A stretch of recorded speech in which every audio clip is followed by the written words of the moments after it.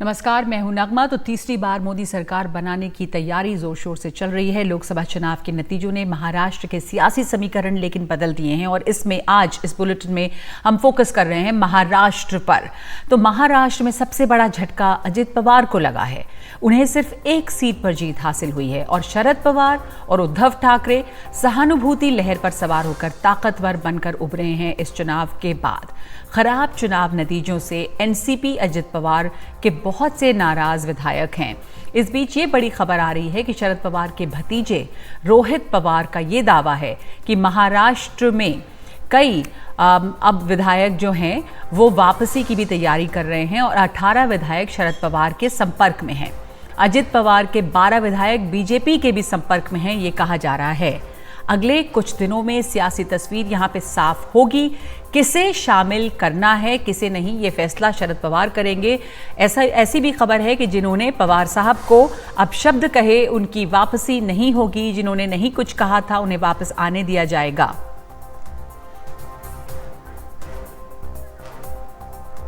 18 ते 19 आमदार हे पार्टी प्रमुखांच्या संपर्कात आहे, जे काही आम्हाला कळालेलं आहे। आणि 12 त्यांचे आमदार म्हणजे अजितदादा गटाचे हे भाजपच्या संपर्कात आहेत। ते 12 आमदार काय करतील हे पुढच्या काही दिवसात आपल्याला कळेल। पण या 18 आणि 19 आमदारांपैकी कोणाला घ्यायचं नाही हे आमचे पक्षप्रमुख नक्कीच ठरवतील। फक्त आमच्या सगळ्यांचं आणि कार्यकर्त्यांचं खास करून एवढंच म्हणणं आहे की अडचणीच्या काळामध्ये जे लोक निष्ठेने आपल्याबरोबर राहिले त्यांना पहिलं प्राधान्य, आणि जे सत्तेत स्वहितासाठी नाही तर मारून मुटकून नाही तर अडचणी आणून जर त्यांना तिथं घेऊन गेले असतील, परत इकडे आले तर त्यांना प्राधान्य हे दुसरं द्यावं, असं कार्यकर्ता म्हणून आम्हाला सगळ्यांना तसं वाटतं। शरद पवार के भतीजे रोहित पवार के दावे को एनसीपी अजित पवार ने खारिज कर दिया है। एनसीपी के प्रदेश अध्यक्ष सुनील तटकरे ने कहा है कि कुछ लोग अफवाह फैला रहे हैं। चुनाव के दौरान भी ऐसा ही किया गया। सभी विधायक अभी भी अजित पवार के साथ हैं। हमारे सभी विधायक एकजुट हैं, भ्रम पैदा ना करें। सिर्फ रोहित पवार का बयान है कि 18 से 19 जो आप लोग के विधायक हैं वो शरद पवार के संपर्क में हैं। क्या लग रहा है कि एक बार फिर से घर वापसी होगी उनकी? कोई जाने वाले नहीं है। राष्ट्रवादी कांग्रेस पार्टी के सभी आमदार दादा के नेतृत्व के साथ, विश्वास के साथ वहाँ पे रहने वाले हैं। मैंने एक बयान बीच में दिया था, कई लोग वहाँ पे कांग्रेस के जाने के लिए तैयार हैं। सोनिया जी की वो अपॉइंटमेंट मांग रहे थे। मुझे उसके बारे में और ज़्यादा जानकारी नहीं है, जब मिलेगी तब आपके साथ बात करूंगा। राष्ट्रवादी कांग्रेस पार्टी अजित दादा के नेतृत्व पर पूरा भरोसा, विश्वास रखकर आने वाले विधानसभा चुनाव के लिए तैयार हो जा रही है। लेकिन इस बीच ये बड़ी खबर एक आ रही है। आपको जानकारी दे दें कि एनसीपी अजित पवार की विधायकों की बैठक में 5 विधायक नहीं पहुंचे हैं। तो सब सही नहीं है, सभी निजी कारणों का हवाला देते हुए बैठक में नहीं आए हैं। तो इस पर और ज़्यादा जानकारी दे रहे हैं हमारे सहयोगी सुनील सिंह। लोकसभा चुनाव परिणाम आने के बाद महाराष्ट्र और मुंबई में आज का दिन राजनीतिक गहमागहमी से भरा रहा। एक तरफ एनसीपी खास करके अजित पवार गुट, जिसका भारी नुकसान हुआ है इस लोकसभा चुनाव में, सिर्फ एक सीट आ पाई है। अब एक चर्चा हो गई है कि उनके विधायक अजित पवार गुट के कुछ शरद पवार एनसीपी के संपर्क में हैं और वहां जा सकते हैं, क्योंकि सत्ता की लालच में यहां पर आए थे। लेकिन अब जिस तरह का समीकरण बदला है उससे कहीं न कहीं उनको लग रहा है कि यहां पर उनके जो अरमान है उस पर पानी फिरता नज़र आ रहा है। इसको लेकर खबरों के खंडन का दौर भी चला, पुष्टि का दौर भी चला। बहरहाल सुबह अजित पवार के देवगिरी बंगले पर मीटिंग हुई मंत्रियों की, और उसके बाद प्रदेश अध्यक्ष सुनील तटकरे, जो एकमात्र सांसद जो चुनकर आए हैं, उन्होंने खबरों का खंडन किया। लेकिन दोपहर बाद ही एनसीपी शरद पवार गुट के जयंत पाटिल ने पुष्टि कर दी कि उनके पास कई फ़ोन आ रहे हैं और एनसीपी शरद पवार की गुट के लोगों ने भी अपने लोगों की मीटिंग ली, बैठकें ली। लेकिन जो विधायक आना चाह रहे हैं उन्हें लेना है या नहीं लेना है, ये कहकर उस बात को टाला कि अभी हम आगे उस पर विचार करेंगे।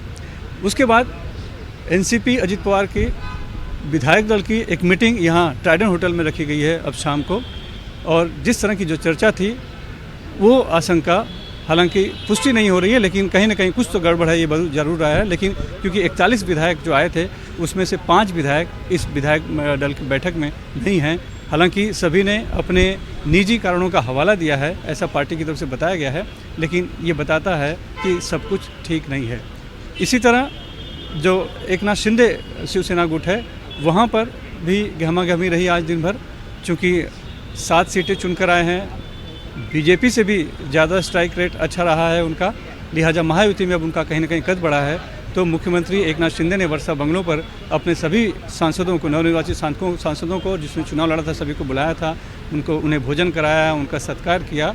और कौन चीफ विप होगा, क्या रणनीति होगी, किस तरह के मंत्री पद मांगे जाएंगे, कौन मंत्री होगा, इस तरह की कुछ बातों पर चर्चा हुई। और बहरहाल उसके बाद सभी सांसद जो हैं शिवाजी पार्क में स्मृति स्थल पर गए बाला साहब ठाकरे के, और वहाँ से फिर वो दिल्ली के लिए रवाना हो गए।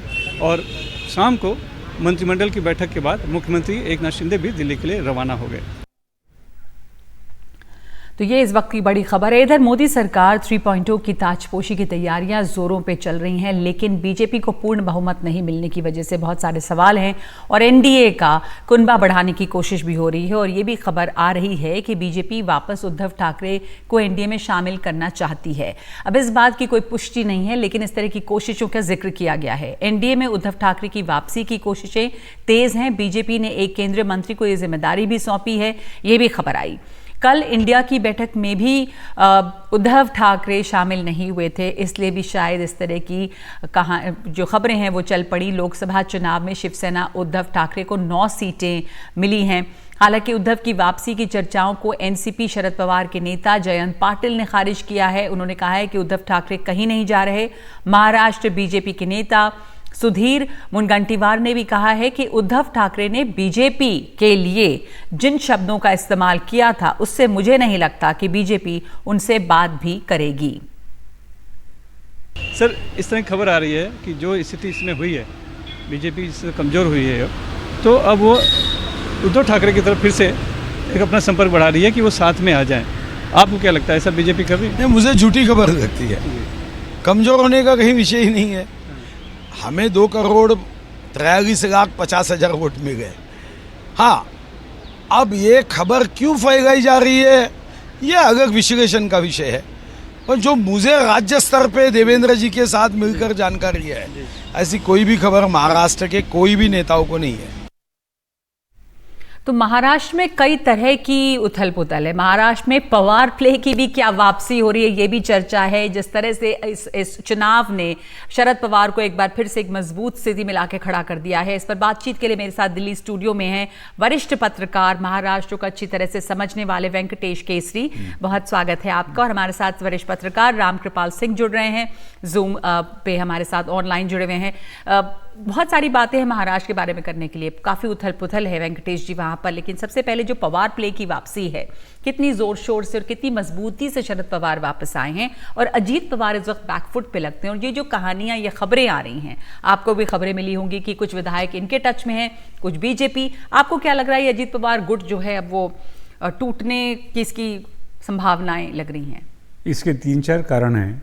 एक तो ऐसा है कि अजीत पवार सिर्फ अपने एक एमपीज़ को, एक कैंडिडेट को जितवा पाए।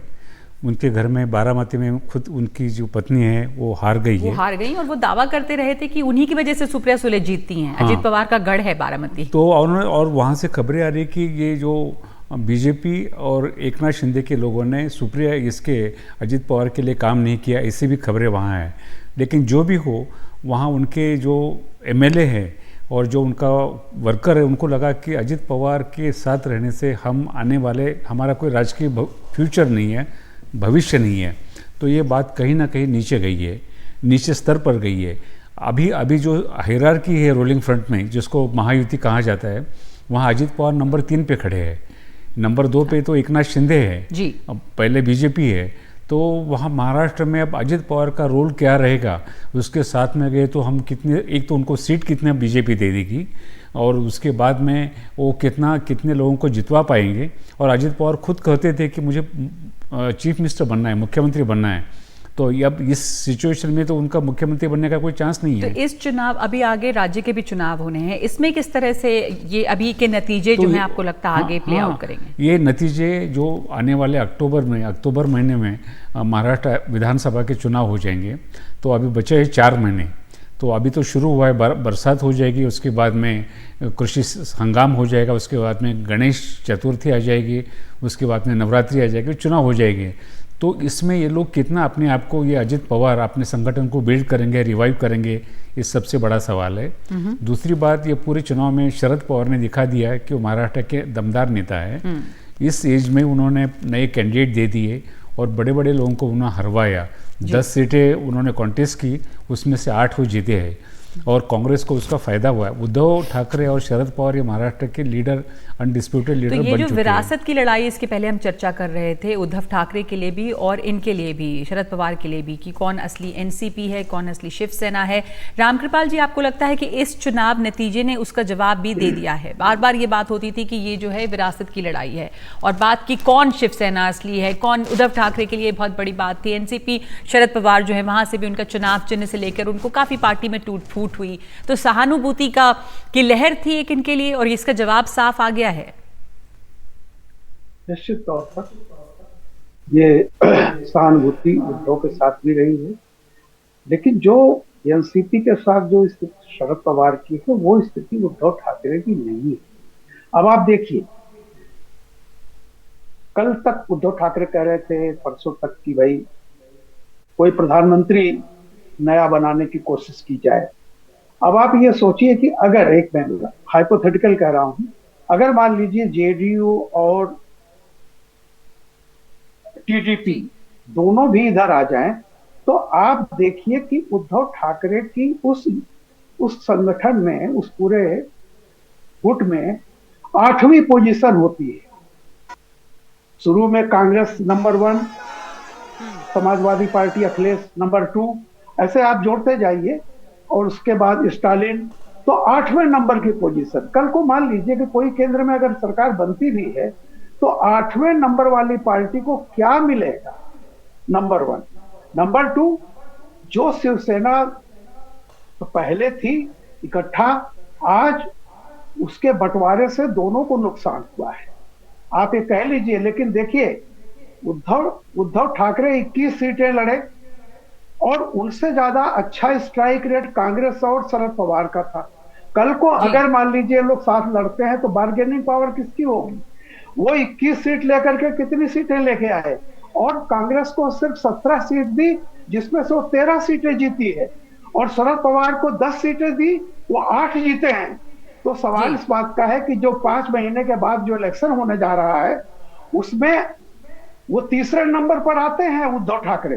तो ये मेरा कहना। और एक बात और समझ लीजिए, शरद पवार जी ने इलेक्शन के दौरान एक बहुत बड़ी बात कही थी कि 4 जून के बाद क्षेत्रीय दलों का रीअलाइनमेंट होगा। याद कीजिए, वो साफ उनका संकेत था कि अब उनका गुट कहीं न कहीं या तो कांग्रेस से विलय करेगा, या जो भी है अब बदली परिस्थितियों में, लेकिन उनका संकेत यही। आपने एक बहुत महत्वपूर्ण बात बताई, याद दिलाई है कि क्षेत्रीय गुटों का जो है रीअलाइनमेंट होगा। आपको लग रहा है कि क्षेत्रीय, वेंकटेश जी, की रीअलाइनमेंट? मुझे नहीं लगता ये असेंबली चुनाव के पहले रीअलाइनमेंट होगा। इसलिए नहीं होगा क्योंकि हर क्षेत्रीय दल ने अपनी ताकत दिखा दी है। जैसा कि अगर उद्धव ठाकरे, जो लोग कहते हैं कि वो एनडीए में जाएंगे, तो उनको क्या मिलेगा? तो चीफ मिनिस्टर तो महाराष्ट्र के रह चुके हैं। अच्छा, उन्होंने अपनी जो संगठन है वो बाला साहब, आपको भी लग रहा है कि उद्धव ठाकरे एनडीए में जाएंगे? ऐसी कोई खबर, कोई इसमें पॉसिबिलिटी नहीं? नहीं, उनसे उनको मिलेगा क्या जाके वहाँ? उनको मिलेगा क्या? 1-2 कैबिनेट पर्थ मिलेंगे महाराष्ट्र में उनको। लेकिन ये रीअलाइनमेंट हो सकता है कि पवार, जो अजीत पवार की पार्टी है, वो टूट सकती है। अजीत पवार की पार्टी का सबसे बड़ा वल्नरेबल है, क्योंकि उनके जो एमएलएज है और उनका जो वर्कर है, वो कंफ्यूज हुआ है कि हम किसके साथ में जाएंगे। अजीत पवार के साथ में रह के कितनी सीट्स हमें मिल सकती है, ये कैलकुलेशन तो वहाँ हो रहा होगा। लेकिन रीअलाइनमेंट जो होगा वो चुनाव के बाद में हो सकता है, या उसके पहले कुछ संकेत मिल सकते हैं। जैसा कि कांग्रेस और एनसीपी तो पहले से महाराष्ट्र में साथ में काम कर रही है, तो वहाँ टेक्निकली वो एक हो या अलग हो, लेकिन उनका वोट बैंक भी एक ही है। सिर्फ बात है कि अजीत पवार और उद्धव ठाकरे, तो मुझे नहीं लगता उद्धव ठाकरे, क्योंकि वो बाला साहब के साये से बाहर आए हैं, तो फिर वो अपनी दुकान बंद करके फिर बीजेपी में जाके उनसे उनका हाल जैसे नीतीश कुमार जैसा हो जाएगा उनका। तो ये अभी सिर्फ एक चर्चा है, इसमें कितनी इस बात में दम है पता नहीं है, लेकिन हाँ ये ज़रूर है कि अजीत पवार को सबसे बड़ा झटका लगा है और अजीत पवार की जो पार्टी है वहाँ पे रिअलाइनमेंट हो सकता है नेताओं का, सांसदों का। बहुत धन्यवाद आपका वेंकटेश केसरी जी, और धन्यवाद आपका आप हमारे दोनों मेहमानों का। इस वक्त इतना ही वक्त है मेरे पास, इस पर रामकृपाल जी आपका भी धन्यवाद। एक ब्रेक ले रहे हैं इस समय हम। महाराष्ट्र में पवार प्ले की भी वापसी हुई है और महाराष्ट्र इस समय सबसे एक दिलचस्प राज्य है जहां पर काफ़ी ज़्यादा राजनीतिक गतिविधियां दिखाई दे रही हैं। तो एक ब्रेक के बाद लौटते हैं।